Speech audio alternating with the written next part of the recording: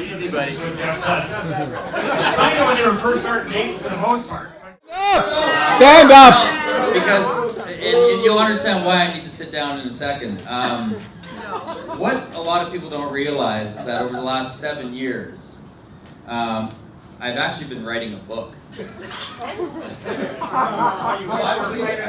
I've been writing a book, believe it or not. And so I figured tonight would be a great platform for me to launch this book to 63 amazing guests. I thought that was a good idea. Actually, sorry, 62. We got a guy named Phil O'Connor that, unfortunately, we don't know why he couldn't make it tonight, but he's not here. His plane lands in 15 minutes. Yeah, exactly. So, I don't want to steal the whole night going through this book, but I'm going to breeze through it if you wouldn't mind. If you would follow along, please. We'll start off with the teaser, the first edition. You're about to take in life's most intimate and truly magical love stories ever. Two single Canadians leave their respective hometowns and find themselves landing on the same 100-square-mile island in the Caribbean. We share their journey from the time they first met, on unforgettable encounters with family and friends, and we'll even take you right inside the most memorable day of their lives, October 24th, 2014. So, you guys all have books here, but the book up here is going to be one that we're going to sign afterwards. And let me go to the next page. By the way, I am the author here, so let's get right into the author page. The author, in fact, is a secret admirer of the beautiful young lady portrayed as Hot Prairie Girl in this breathtaking love story. This is his first book. However, he promises his fans continue writing scenes to this romantic love story until the day he dies. And you'll see that I blacked out his face, but this is me. On to the next page. October 4, 2007, Hot Prairie Girl moves to the Cayman Islands. Hopefully everyone's following along here. And then on November 12th, 2007, single BC stud moves to the Cayman Islands.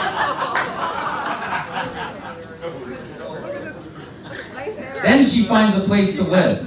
And I don't know if, like this picture, what some people will realize, but it is really a Cayman frat house. You see cows tied up with ropes and just a lot of crazy things going on here. You got people jumping off the roof into a pool. It was a pretty great, and then Nat, you can see her on the right hand side, living in what they called the maid's quarters, which is called Nat's quarters. But Todd, you can elaborate on that later. Yeah, she killed it. That's right. Next page. And lands a stressful job at a nightclub. We won't get into the details, we'll breeze across there. He settles into IT job at condo on 7 Mile Beach. Nice aviators. Yeah.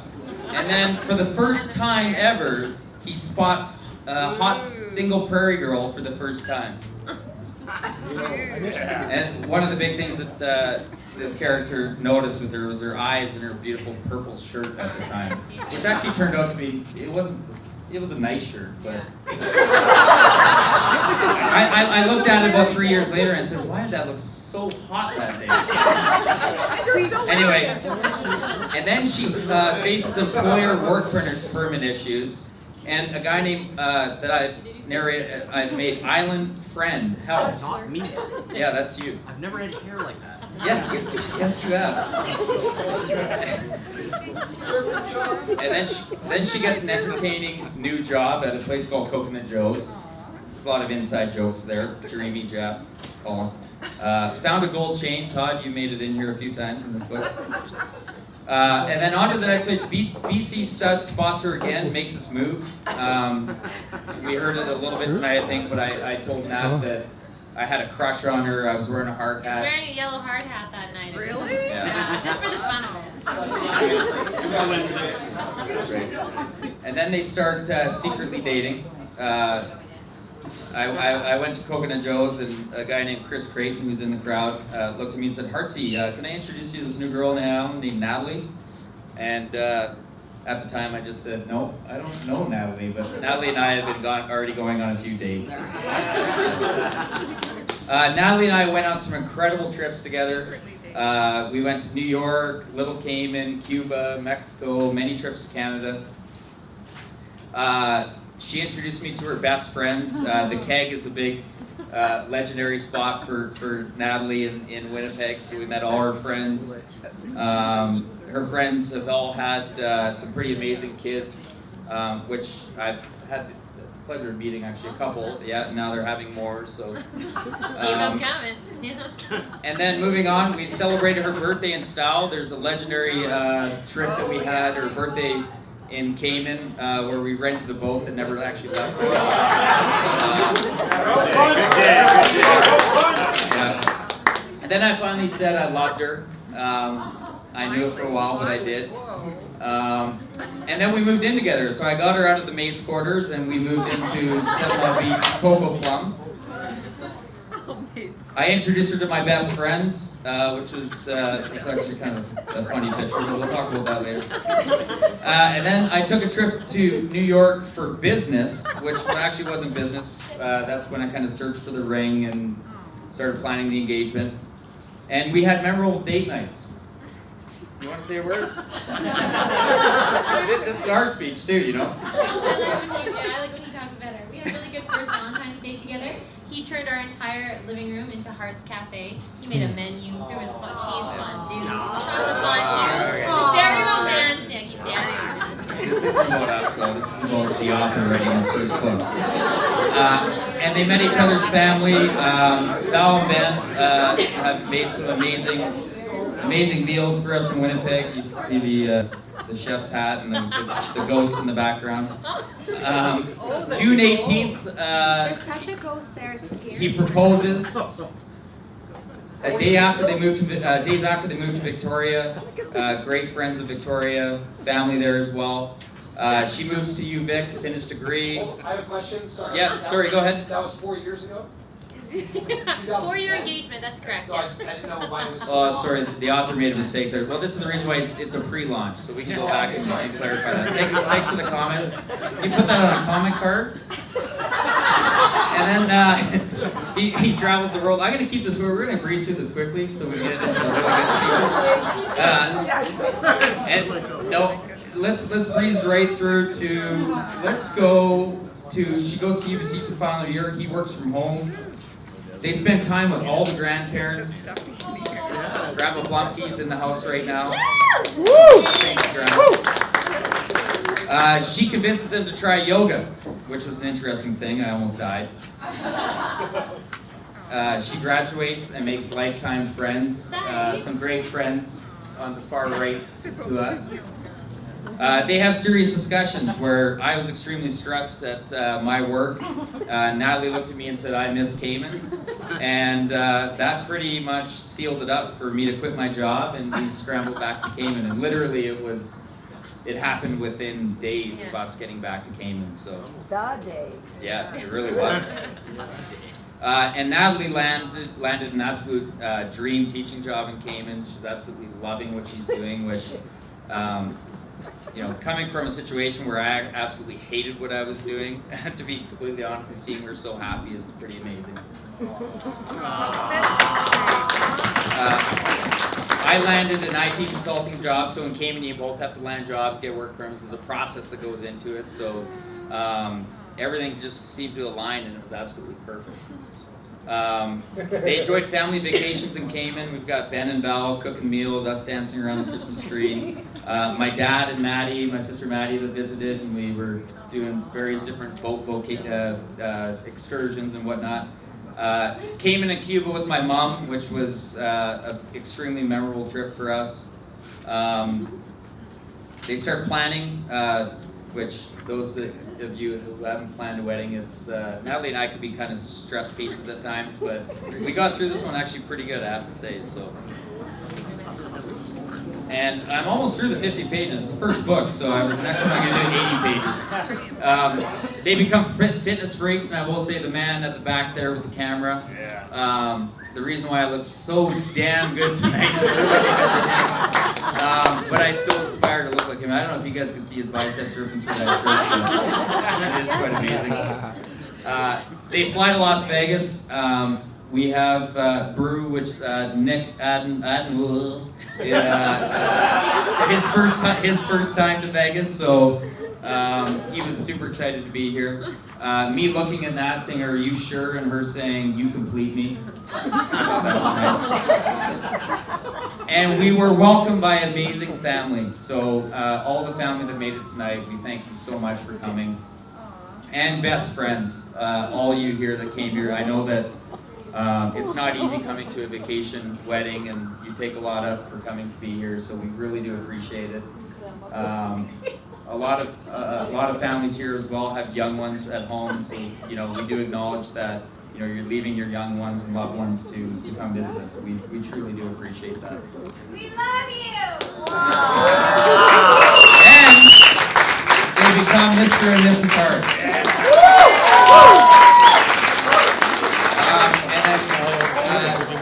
And you can read the to my wife, but we've done well.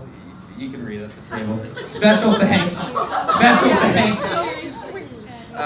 to our Master of Ceremonies, stunning maid of honor Natalie Gagnon, best man Travis Rycroft, makeup artist Rachel, who's in the house, personal trainer and friend Martin Van Zyl, bridal helper my sister Madison that helped out. I will say that this book was made late, but there was special arrangements that were made on the Wheaton side with the aunts and all the family for arranging our family dinner the night before as well. And I just want to thank you for that. And to all our family and friends for making this day so special for us. So we do thank you so much. I know that was a little long, but and then just in closing, I did want to say that I don't need to author's final words. I did notice there was a typo in this, so Todd, if you picked up on it, please write that in the comment box as well. But Mr. and Mrs. Hart also want to recognize that there was some family that could not make our special day due to personal reasons. We want them to know that they were in our thoughts today, and we can't wait to celebrate with you soon. Love you so much. Yep. Sorry, is that a little long? Is that a long book? All right, that's done. I can't wait for the movie. Yeah. That's why we did it first. Yeah. No, it was a great book. Great. Copies are available in the lobby for a donation of $19.99 into Jeff's pocket. If you need one. Exactly. But next up, we are going to get the mother of the bride, the lovely Val. That's good. You have to talk in, hello? Yes, that's better. I've heard it said that when you speak from the heart, you don't need notes, but I brought some.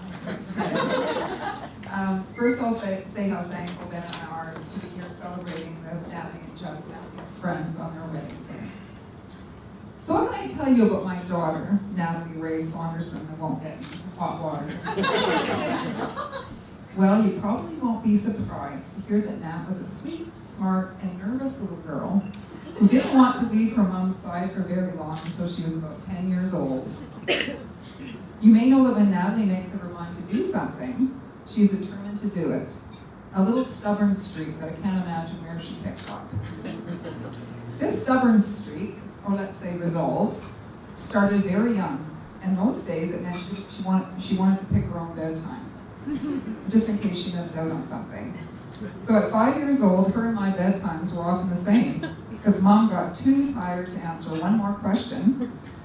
And now, 26 years later, they're often the same again. 10 p.m., lights out. So I'm sure Natalie's under the covers watching Netflix. And in grade 2, the determination showed in her fashion sense, insisting that she wear 2 different color socks to school because she wanted to be known as the girl that wore 2 different socks. And really, what was the harm? It worked out super well in our house because it was often hard to find a matched pair. And of course, when she decided glasses were for babies and contacts weren't, when even the eye doctor was promised that she'd take care of her contacts and never sleep in them, and getting her wish at 12 or 13, she was thrilled. Me, not so much. Because her and I know when we talk about the pre-contact nap and the post-contact nap, what we mean. And let's just say the post-contact nap had a little bit more attitude. She did stick to her promise though. She did care for those contacts. Though I think there are a few friends here today that would say the never sleeping in the promise might have been a bit of a stretch. And in her 20s, when she knew Winnipeg wasn't for her, the cold winters were definitely a push. If you've ever seen Natalie running to her car in a minus 30 week in Winnipeg, you would know, you'd see why winters were out and heat was in. And so Nat says, why not Cayman? I kind of know where it is. And a 3 to 6 month working visa, I'll be back in no time. And probably it would have been 3 to 6 weeks if it hadn't been for meeting Chop and him helping her figure out the paperwork and all of the ins and outs of island life and visas. And then of course, meeting Guy from Penticton. And that changed everything.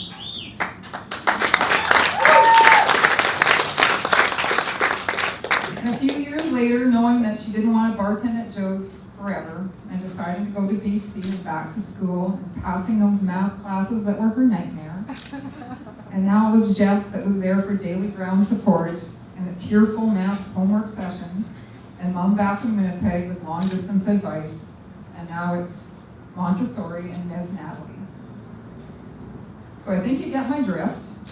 It sometimes takes her a little time, but when Nat makes up her mind, she makes up her mind.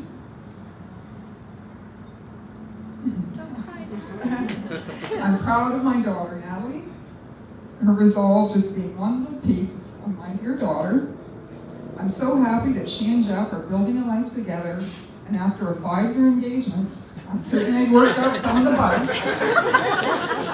I wish them a smooth journey along the way, getting over the bumps as they inevitably come, but staying strong together.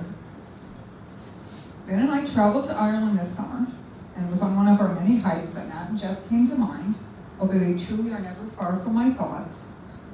So I pulled out my iPhone, because really, who hikes without one? And I made this note. I don't know how the little girl who never wanted to go to bed because she was afraid to miss something, and the little boy who tucked himself in at night because he needed his rest, met on an island far away from Canada, was it good luck, or fate, or serendipity, call it what you like. All I know is that Ben and I couldn't be happier for you. And so a toast to our dear Natalie and Jeff. And Ben will toast because it sounds more romantic in Spanish. So, Ben? Well, I don't need a mic because I'm a phys teacher. So, this is an old Spanish toast, and it goes like this. Salud, amor, y dinero, y tiempo para disfrutarlo, which means in English, health, love, and money, and time to take advantage of it.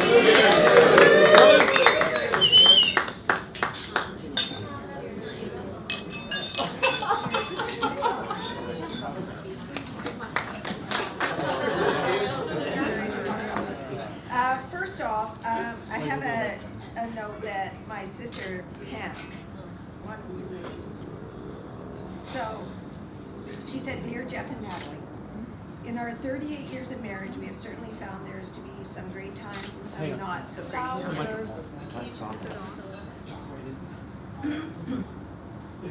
Had I found this poem sooner, I would have posted it somewhere I could see it daily. Congratulations and best wishes for a loving and lasting relationship, Auntie Pam." The key to love. The key to love is understanding, the ability to comprehend not only the spoken word, but those unspoken gestures, the little things that say so much by themselves. The key to love is forgiveness, to accept each other's faults and pardon mistakes without forgetting, but with remembering what you learned from them. The key to love is sharing, facing your good fortunes, as well as the bad together, both conquering problems, forever searching for ways to intensify your happiness. The key to love is giving without thought of return, but with the hope of just a simple smile, and by giving in, but never giving up. The key to love is respect, realizing that you are two separate people with different ideas, that you don't belong to each other, that you belong with each other.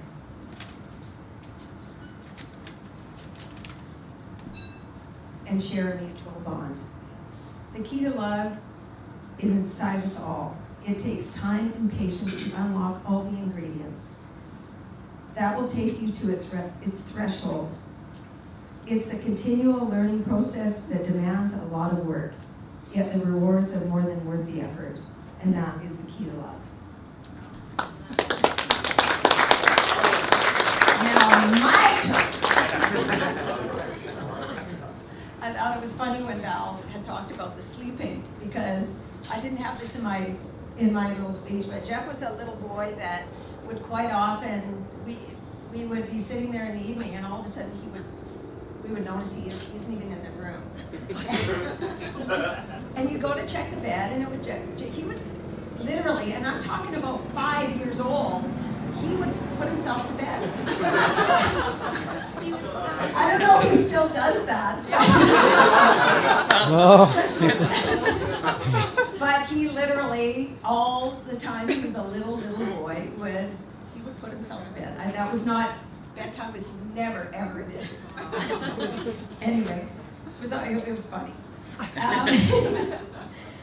We can certainly see why Jeff fell head over heels in love with Natalie.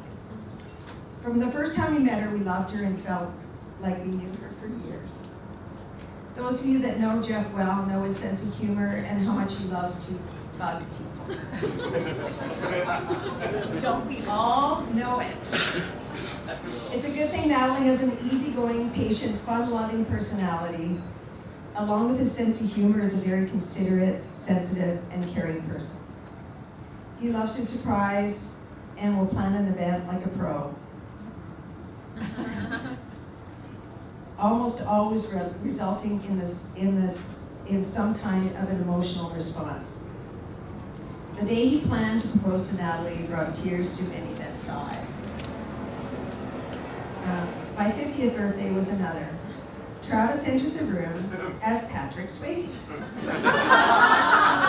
wearing a black collared shirt, tight spandex pants, which I found out later were female dance pants, and snakeskin cowboy boots that were too small for him, but he still wore them all night. And then there was Jeff, who I was not expecting to attend because he had already been in Penticton only a few weeks before that, and I thought, there's no way he's going to make this, and he did. Right behind Travis was Jeff, in a haltered, white Marilyn Monroe dress, with padded boobs and a butt. You look good. Yeah. No, he didn't. And a woman's wig. The two of them gave the cue to start the music and perform their dance choreography as Baby and Patrick Swayze from Dirty Dancing, including Travis lifting Jeff over his head in a dance lift. Jeff almost ran right over him in a table of people, but Travis reacted and saved him from the crash.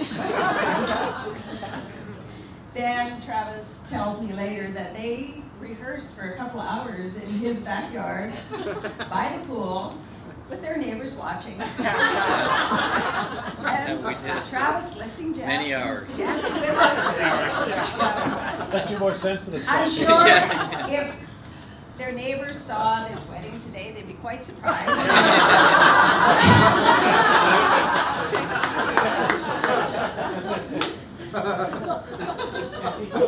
All in all, Jeff was, he was always a great kid. There was never, we were just talking about that, Ernie and I, and I know his dad, Jim knows it as well.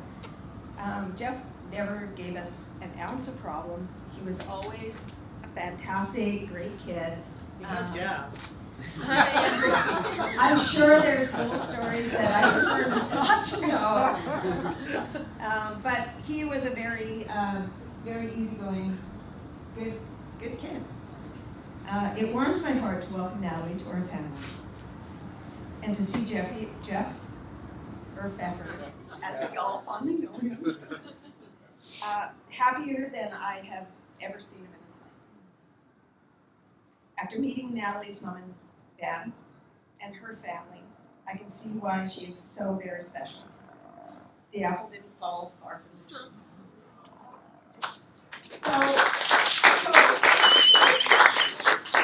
So, to Natalie and Jeff, Natalie's family, who are absolutely wonderful, and we couldn't be happier.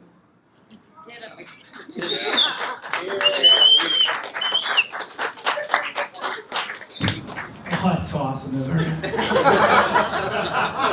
3 rooms at the Cayman Islands. It's gonna be great. I got a couple of things I gotta do. The first thing, I met Val and Ben for the first time. Man, what a wonderful family that we're now joining together. You guys are absolutely fantastic. It was just wonderful meeting you, and I really enjoyed it, and I hope we see a lot more of you guys in the future. Mums, my goodness, Val and Cheryl, you guys have done just an awesome job on raising these guys. They're fabulous. So let's give the mums, actually let's raise our glasses to the mums. The mums.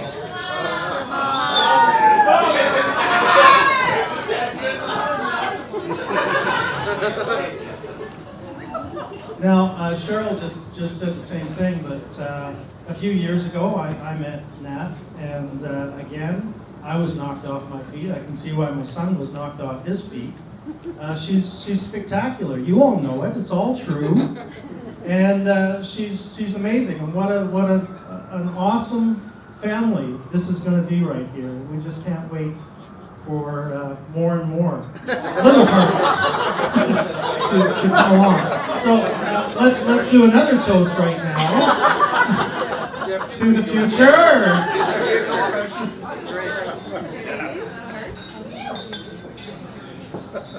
Okay, what's next on the list? Okay, well, Travis and Natalie. Nat? Can I call you Nat? Okay, Travis, I've known for a long time, hockey player, kind of, I mean, you're going to be a great school teacher. It's going to be awesome. Really are. And these two have been like glued together since they were little. On my campaigns, they were out banging up signs, putting signs all over the constituency, coming to town hall meetings and clapping when nobody else would. It was great. So I've known these guys. You guys did a fabulous job as the maid of honor and best man today. Yes. Yeah, really good.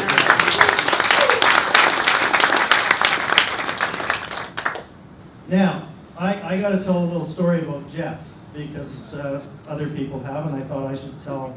I've got a couple, but I think I'll limit it to one. Yeah, one's good. Yeah, one is good. Okay. One. Well, everybody knows Jeff had a hockey career, but before he went into hockey, well, it was kind of a hockey career. I was proud of him. We traveled all over British Columbia every summer and went to camps. Yeah, and I had to pack remember the old commercials where you gave the kid that didn't make the team a lifesaver? I had to pack so many lifesavers in my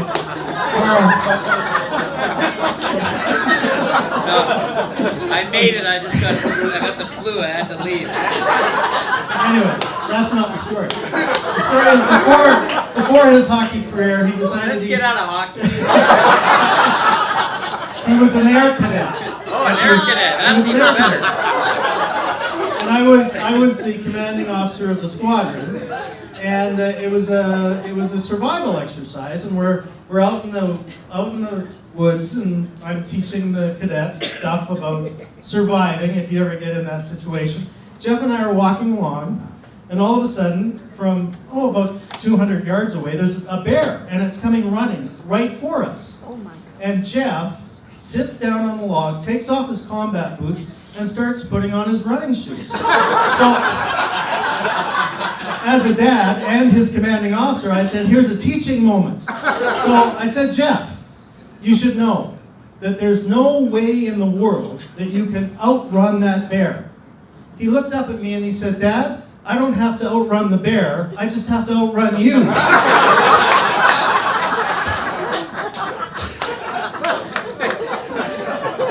True story. That's almost a true story. Okay, I have some props now. We're going to get serious here for a second. I got some things I got to do. Now, every family needs a great book that you hold on to. I know I was really surprised that you already got one. But here's a book that you got to keep as a family. It's the best-selling book in the world, but this is a family book that you hold and cherish, and you open it now and then, and you take a read through it, because in this book, you can put your family tree, and it's really interesting about my family tree, our family tree, because just a few weeks ago, I found out that I'm Métis. So there you go. So are you. That explains a lot. But the book that I just gave him is the Bible. It's a family Bible for their home, for their family. And you guys, in the book, you're going to find some great stories. There's a really racy section in there. It's actually called the Love chapter. It's Corinthians. For you young lovers, get in that book and read it, because it's fabulous. If you're looking for wisdom, you can find things about wisdom in there. You can turn to Proverbs. If you like prose and poetry, you can go to Psalms and read Psalms. If you're looking for the truth, you can go to the New Testament and read it in John, Matthew, Mark, Luke, and John. But check it out and keep it for your family for a long, long time. Now, there's something about that I wanted to say. The pastor gave you great advice today, and so did some other people here, about honor and love and moving forward and saying, I love you every day. I saw something at a bookstore that I just had to get for you here. It's just a little thing, but it reminded me so much of you two that I had to get it. Could you hold this for a second, Sean? Of course. I just don't know what was funnier, hockey player or air cadet. Both fair to So I don't know why, but this just reminded me so much of Jeff and Natalie. And so I got this. It's for you guys. And something that you heard today a couple of times now is that never go to bed mad and always say I love you every single day. Have a look at that every day, forever and ever, and always say I love you, okay? Love to have you. It's great to be here. Thank you for having us.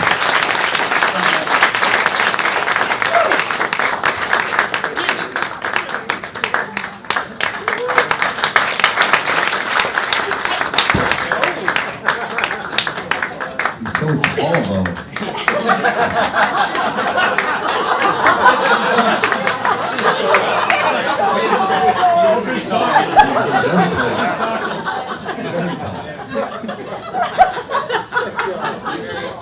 But the hair is very wavy. Next up. Oh, my Natskis. Well, let me introduce myself to people that have not met me yet. I'm Natalie. Natskis, Nat 1, Nat 2, Natalie 1, or even Natalie 2, or as a lot of you Caymanians call Nat, Peanut. At one time, I was called Cashew. Keep me, keep me.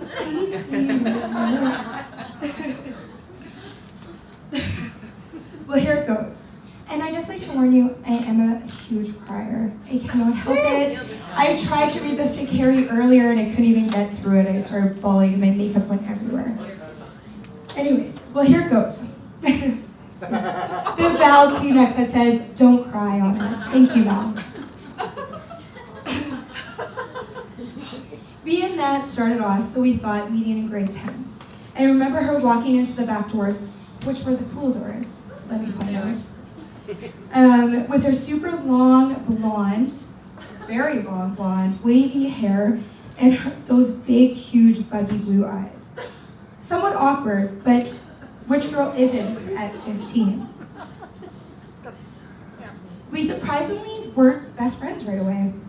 It took us a bit of time and unfortunately a few tragic events to bring us closer together, which there are two beautiful angels looking down on you and Jeffrey today.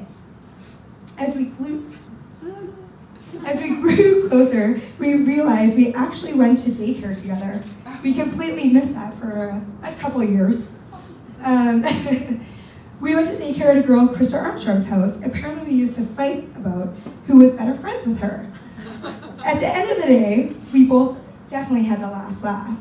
It was us who became the best friends. Who's Krista Armstrong again? Just kidding. She's a sweetheart,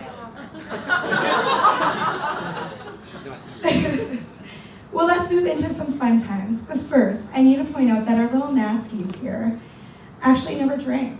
The reason for this was because she had a huge fear of puking. Yes, Nat suffered, and still does, of emetophobia. I had to Google that today. It's a fear of puking. Well, I quickly became Natalie's life coach on this one. And I taught her how to drink without puking. Sorry, Val, yes, I was a bad influence on this one, I will admit it. Quickly, Nat picked this up. She was very good at not puking. And little did we know, we were downing tequila and dancing at Buffalo Bills weekly. With us girls. Rachel, tequila, clamato shots? Yeah. Being 18 and hanging out just as friends kind of wasn't enough. My Natskis here got a job with Molson Canada, which then asked me to join. Instantly, I was definitely in. A beer shop, Natskis? In the bar? Obs. I said. So there, the two of us were, to a lot of you, the two Nats. 18 years old, young, fresh, looking good, working promotions with Molson Canada. So basically, we would go to the bar, get these little cute Molson t-shirts, which weren't cute enough, so we'd grab scissors, cut them up, make them into little halter tops, grab our spray bottles, and go on with our night and tattoo people.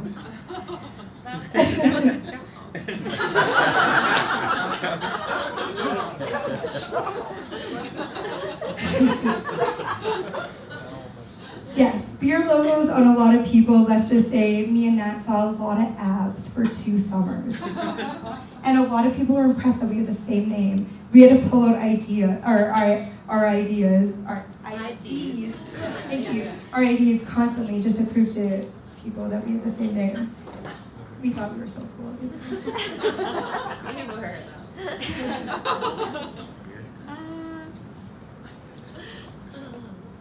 Wait, I gotta read a little bit numbers here. Okay. After many years of not working at the K, many years, or should I say drinking lots of wine on the patio and using that big huge tree, the poor tree, as a stripper pole, she decided to move to Cayman. It got cold. The selfish part of me was sad, but at the same time, so ecstatic for her new chapter and challenge in life. Cute pig. Which leads me into my first Cayman visit, and Jeff, or should I say care package encounter. Yes, Jeff, or yes, everybody, you make fun of Jeff, or care package, but he did better than I did. I used to just give Nat 2 cups with water in it for her contacts. Jeff actually made a kit for Nat. He got contact holders, contact solution, toothbrush. Jesus, I just gave Nat my toothbrush with toothpaste on it and said, come on, here's my toothbrush, use it. So yes, I get it, Jeff. You did better. It's hard to get into the next part. I miss her. I miss her every day. But I know she's happy. Oh, cute and the happy part. And I know that she is where she should be. But it comes down to this. Natskis, Natalie 1, Natalie 2, or Peanut. You're my girl, and I love you. True friendship isn't about being inseparable. It's about being separated, and nothing changes. With us, it doesn't. We'll be 90, gray, old, so frequently, and still sending pictures of glasses of wine, telling each other how much we love each other and how much we need this glass of wine.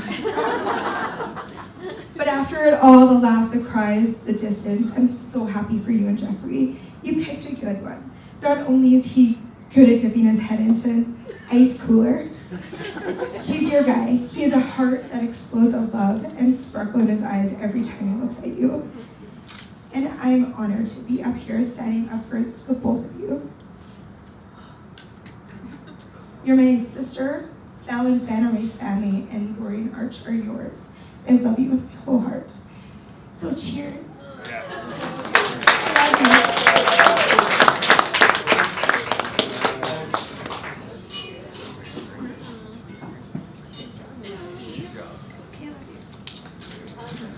Whew, humidity is a killer here.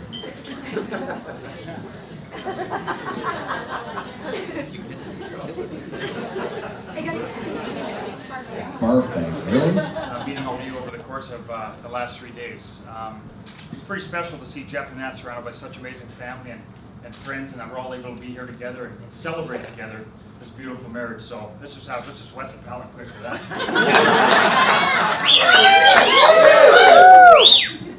And for those of you who I may not have met, my name is Oscar Flores, and I'm Jeff's Mexican cousin.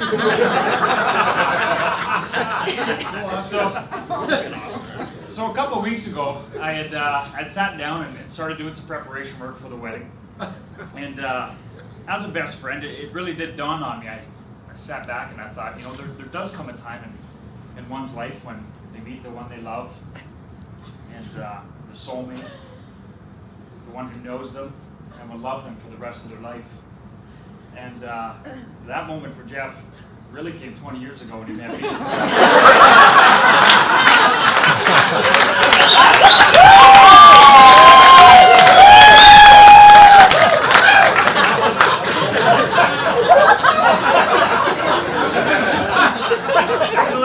Here's a little cold notes on how I met Jeffrey Adam Hart. So, the day my life changed, okay? Honestly. It was June 12th, 1994. Okay, I'm going to bring hockey back in the mix here. It was dryland training conditioning for the upcoming hockey season, okay? So we're down at the local field in Penticton. Coach calls us in, he's going to tell us what the first drill is going to be, right? So we're all pretty excited, right? Coach says, okay guys, when I blow the whistle, I want you to pair up, and we're doing plyometric step-ups. So he blows the whistle, and I look to my left, and I see this little Asian guy. This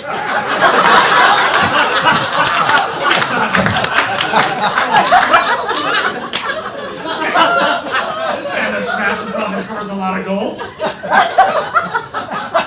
that didn't pan out. We'll get into that. So we introduced each other. Hey, it's like, hi, I'm Jeff, I'm Travis. You know, we just did. We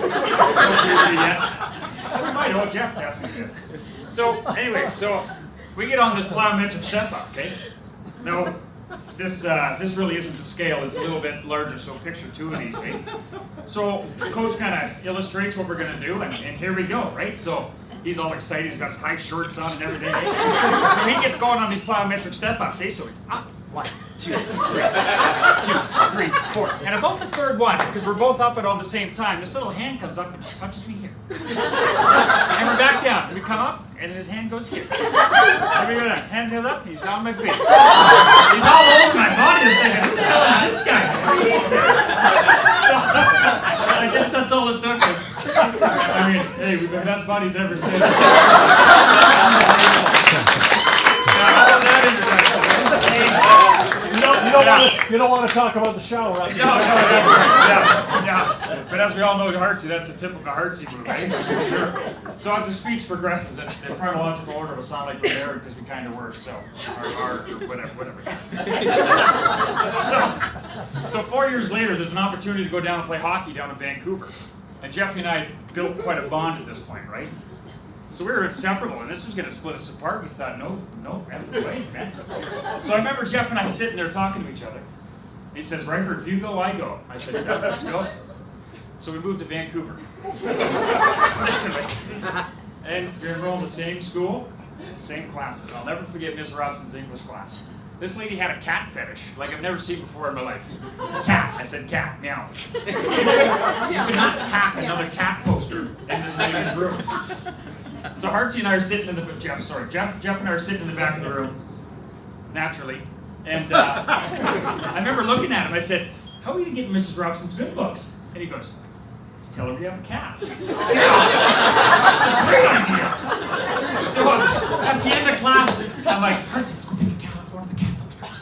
So he goes over and picks a cat off the cat poster. We go up, we see Miss Robson at the front of the class. And we say, "Hi, Miss Robson, how are you?" She's like, "Oh, good, boys. How are you?" She goes, "Good." I said, "We see you love cats." "Oh, I love cats." "Well, we have a cat." She goes, "What kind of cat do you have?" And I said, "Jeff." And he goes, "We have a Lambkin Dwarf cat." She goes, "You have a what?" "We have a Lambkin Dwarf cat."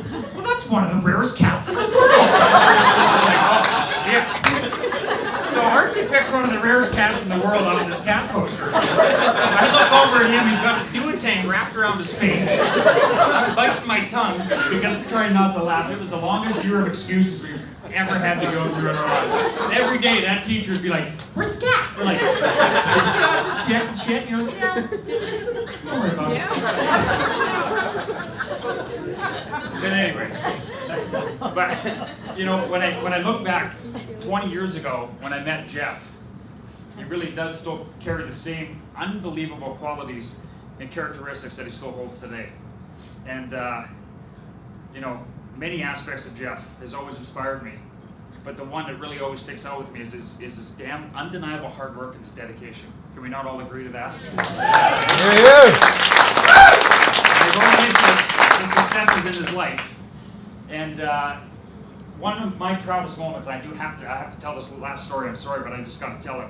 Many of you probably don't know this, but I think it really exemplifies Jeff's character and his courage and his passion, all wrapped into one. And it's every time it's one of my most proud moments of Jeff Hart.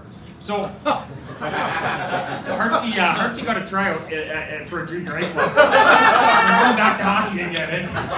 So he shows up in his cadet boots. No, I'm just joking.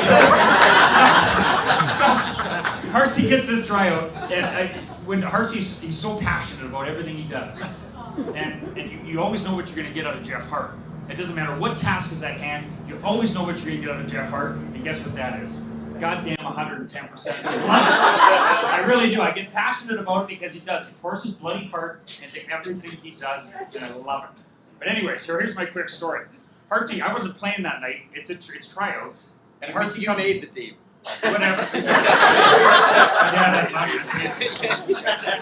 so Hartsy comes up to me, honest to God, and he says, "Rikes, what do I got to do to make this team?"